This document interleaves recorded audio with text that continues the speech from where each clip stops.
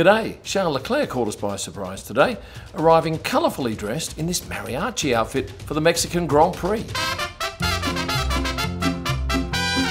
Well, I tell you what, we did not expect this today, Charles Leclerc, in this outfit, which was magnificent.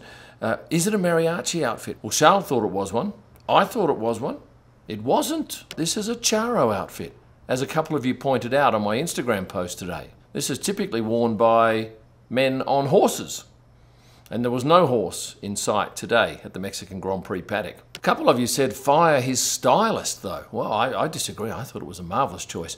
And of course would endear him, I imagine, to many Mexicans. But whose idea was it? Well, he asked a local friend who arranged it. In fact, he didn't arrange just one outfit. I can tell you that 4 of the Ferrari crew were dressed up in this type of outfit and actually performed in a wrestling ring at a Ferrari function. I'd love to show you the pictures I saw today, but I couldn't get access to them. It looked like they were having a whole lot of fun. You'll just have to imagine it. I can't remember another F1 driver rolling up in a similar style outfit. I remember taking these images going back a number of years ago, Max in front of a mariachi band. And going back to that Ferrari function, did the guys play any instruments? No. But I found out today that Charles Leclerc is a reasonable guitarist. He had a crack at playing this instrument, which is called a bandoleon, originally Spanish but adopted in Mexico. And I wonder whether Franco Colapinto also plays it, because this instrument is also well known in Argentina. I'll get on to Franco in a little bit, but let's go back to Charles Leclerc. He actually played a game of Monster Jenga today with Carlos Sainz. Who won? No one. It was a draw, so we didn't get our great photo of the whole thing tumbling over. But I tell you what was prominent today, these flowers. They are everywhere in the paddock. Well, I thought they were marigolds, but I'm told they're called cempasúchil, and they only flower at this time of year. If you've never been to the Mexican Grand Prix, it is a great race to come to, especially if you can get into the paddock, because there is this Day of the Dead theme, which is huge. And in the city, you see all of these amazing, I don't know, they're not sculptures, they're well, pieces of art, I guess.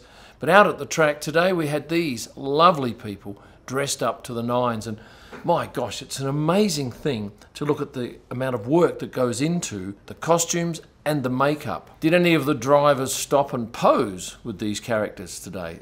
2, yes. Esteban Ocon early in the morning, and then mid-afternoon we had local hometown hero Sergio Perez stop for a picture. But in terms of Formula One, I don't think we see anything like this anywhere in the world. It is a visual feast. And how about Sergio Perez's wrestling mask? And he wasn't the only one to be wearing one of those in the paddock today, because his manager, Luis, also came in wearing one. Now I can tell you that other drivers have worn one of those masks. Pierre Gasly, case in point, last year. Now, I think he went to a local shop and bought one. But I can tell you that if you wear one of those, you endear yourself to millions and millions of local fans. At this point, let me hark back to the Austin race. What was that, a week ago?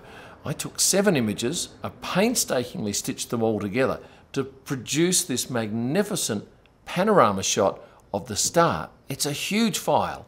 You can see everybody's face in the crowd on the left, and you can see right around to the tower. There's 2 versions. One's the whole panorama, the other one's slightly cropped in. You can go to kimellman.com, head to my shop, and then pick panorama prints. Get this on your wall. It's an amazing picture. You will not be disappointed. The first driver to arrive at the track today was Argentine, I think you can say both, driver Franco Colapinto. Got this lovely series of photos of Franco coming in. I tell you what, this kid is a real delight. He's absolutely lapping up his time in Formula One. I had a chat with his manager, Jamie, today. He's got 2 managers, Jamie and Maria. Jamie said Franco has a contract with Williams and nothing else. Everything is pure speculation. He went on to say that nothing will be decided until after Brazil. Would you like to see him in Formula One? I would. I think he's a great talent and a fun guy. Fernando Alonso now ill. Couldn't make it to the track. Suffering from something. Aston Martin confirmed that today, and then they substituted Felipe Drugovich for the press conference. And I was told that Felipe was quite nervous, didn't know what to do, where to stand, and in the end Tom Clarkson actually said, "Sit on the couch, please, Felipe." Felipe's actually scheduled to drive in FP1, as is Kimi Antonelli, who did a seat fitting today, and Oliver Bearman.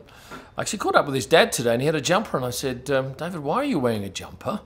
And because it was quite warm, and because he had his company logo on his shirt, Ferrari say, no, you can't have other logos in our hospitality suite or in the garage. So he had to cover up. Jumping back to Franco Colapinto, last Sunday after the race, I was chatting to Matthew Savage, who is the chairman of the company that owns Williams.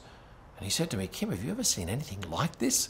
Referring to the adulation for a young driver in his, first 4 or 5 races.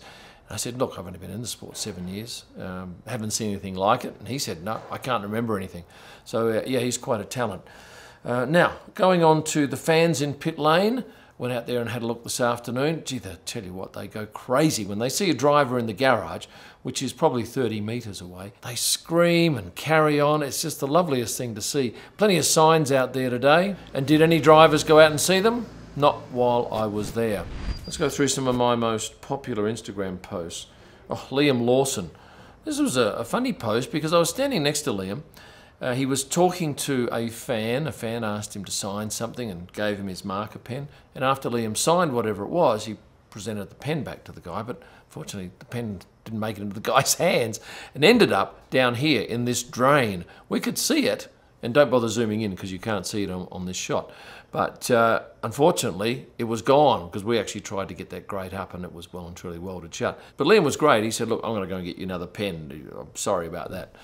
I don't know what actually happened in the end, but I thought it was a nice gesture on the part of the New Zealander who is heading into his second race as a full-time driver, albeit he hasn't got a contract for next year, but everyone pretty much thinks that he's going to be driving for either Red Bull or VCARB. I tell you what I'm excited about though, Brad Pitt is back in the paddock along with his film crew doing some extra pickup shots for the movie. If you happen to be at the race, there's every chance you could see them if you're around the stadium or in pit lane. Keep an eye out because you'll notice something going on that doesn't look quite right, and that's because it's fictional. Have I mentioned Nico Hulkenberg lately?